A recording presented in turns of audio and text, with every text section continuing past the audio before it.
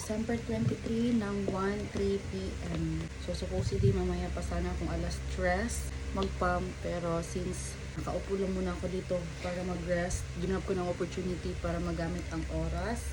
Pero yung isa na abutan ng lobat. Sayang. So naka-4 tayo dito sa kabila. So yung nagsasabi na matatamaan yung motor, pag puno siya, tatalsik. Pero katulad nito, hindi naman. Kasi iba naman yung daanan ng butas eh. Hindi siya matatamaan. Okay. Itong isa, check natin. Sayang, abutan ng lobat. Hindi ko alam mga ilang minutes din.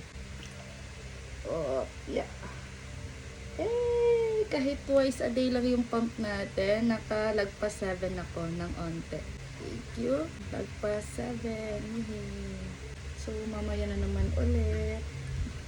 I'm so happy. Ayan, thank you Lord. Kasi kahit twice lang talaga ang kaya kong ma-render na time sa pumping session ko because I'm super duper busy. I'm so bombarded with the task, plus the deadlines, plus the, but good problem yan siya ha. Plus the Christmas, plus the New Year events. Ayan, so this is 6, this is 7. So, nandito tayo sa linyang yan. Thank you so much. See you later.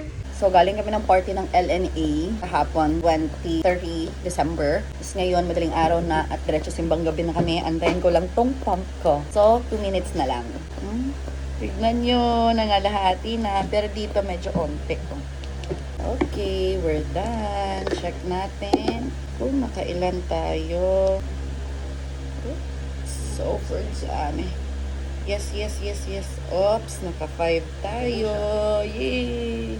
Naka-5 tayo. Kabila. Oops, bullshit. Bullshit. Lagpas. Saya nga to. Oy, naguta. Oy.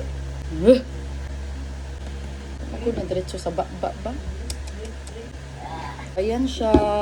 Nagpas 8. O, diba? Magna 9 na. Sino ka dyan? Magsisimbang gabi muna kami. Bye-bye.